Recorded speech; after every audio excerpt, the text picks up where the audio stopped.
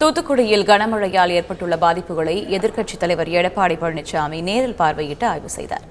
தூத்துக்குடியில் கடந்த 2 தினங்களாக பெய்த கனமழையால் பல்வேறு பகுதிகள் பாதிக்கப்பட்டுள்ளன.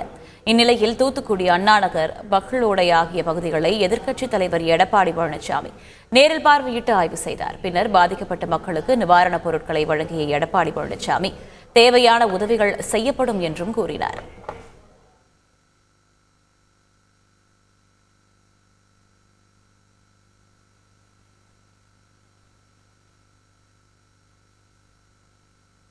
சென்னை வெள்ளத்தால் மக்களுக்கு பாதிப்பு இல்லை என முதல்வர் ஸ்டாலின் டெல்லியில் இருந்து பேசுவது வேடிக்கையாக உள்ளது என அதிமுக பொதுச் செயலாளர் எடப்பாடி பழனிசாமி விமர்சித்துள்ளார்.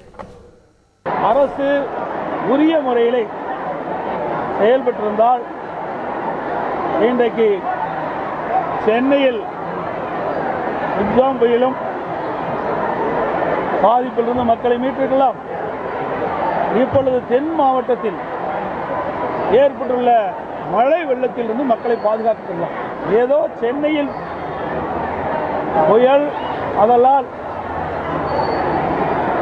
கனமழை பெய்து விரைவாக செயல்பட்டு மக்களுக்கு எந்த இடையூறும் இல்லை என்ற செய்தியை டெல்லியிலிருந்து வெளியிட்டிருக்கிறார். இது வேடிக்கையாக இருக்கிறது. விவசாயிகள் பயிரிட்ட இந்த நெற்பயிரெல்லாம் கனமழையால் தண்ணீரால் முழுகி அந்த பயிரெல்லாம் சேதமடைந்து விட்டது.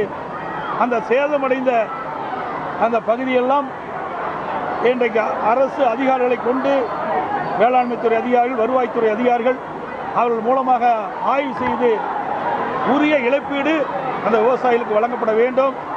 அதை நம்பித்தான் அவர்கள் வாழ்ந்து கொண்டிருக்கிறார்கள். ஆகவே இந்த அரசு மெத்தன போக்கை விட்டுவிட்டு வேகமாக துரிதமாக செயல்பட்டு இன்றைக்கு பாதிக்கப்பட்ட விவசாயிகளுக்கு ஒரு ஏக்கருக்கு 25,000 ரூபாய் தர வேண்டும் என்று இந்த அரசை வலியுறுத்துகிறேன். அதே போல இந்த திருநெல்வேலியில் தாமிரபரணி ஆற்றிலே அதிக வெள்ளம் வந்த காரணத்தால் அதிக மழைப்பொழிவு திருநெல்வேலியில் ஏற்பட்டதால் 8 பேர் உயிரிழந்ததாக தெரிகிறது. அந்த 8 பேர் குடும்பத்திற்கும் அவர் வாழ்வாதாரத்தை முன்னிட்டு ஒவ்வொருவருக்கும் 10 லட்சம் ரூபாய் இழப்பீட்டை இந்த அரசு தர வேண்டும் என்று வலியுறுத்துகிறேன்.